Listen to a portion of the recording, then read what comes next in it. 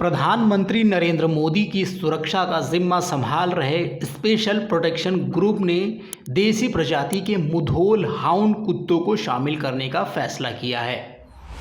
बेहद फुर्तीले इन कुत्तों की सबसे बड़ी खासियत है कि ये ज्वार की सिर्फ एक रोटी पर भी जिंदा रह सकते हैं। कर्नाटक के बागलकोट ज़िले में स्थित canine research information centre CRIC में रह रहे ये कुत्ते बिल्कुल आम भारतीय घरों का खाना खाते हैं।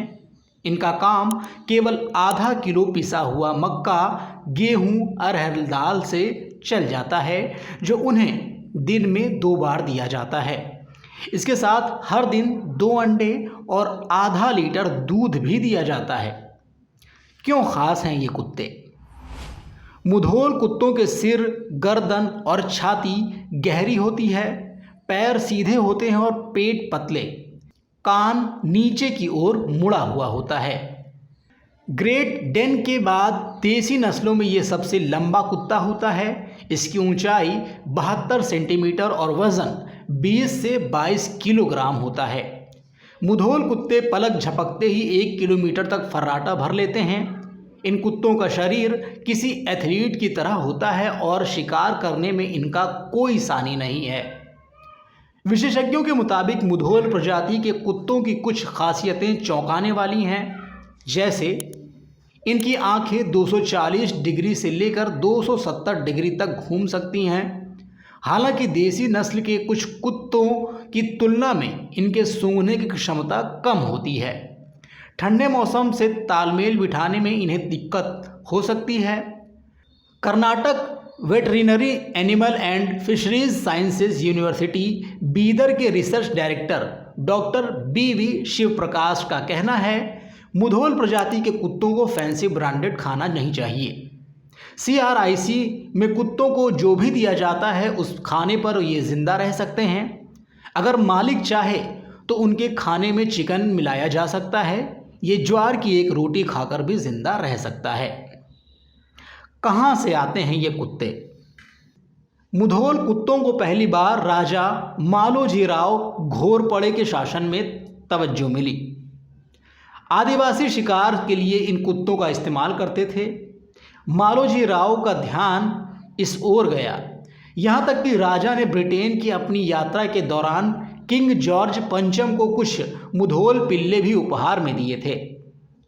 सुशांत हांडगे कहते हैं, कहा जाता है कि छत्रपति शिवाजी महाराज की सेना ने भी मुधोल कुत्तों का इस्तेमाल किया था। डॉक्टर शिवप्रकाश ने कहा, अमूमन ये कुत्ते मुधोल तालुक में ही पाए जाते हैं। अब CRIC ने इन कुत्तों को प्राइवेट ब्रीडर ले जाते हैं। अब महाराष्ट्र, तेलंगाना और दूसरे राज्यों में भी इनका प्रजनन कराया जा रहा है। पिछले साल national bureau of animal genetics resources Karnal ने मुधोल प्रजाति के कुत्ते को देसी नस्ल के कुत्ते के तौर पर मान्यता दी और इसे सर्टिफाई किया। इस सर्टिफिकेशन के पास कई प्राइवेट ब्रीडरों मुधोल और बागलकोट के आसपास अलग अलग राज्यों में रहने वालों के हाथों इन कुत्तों को बेचना शुरू किया।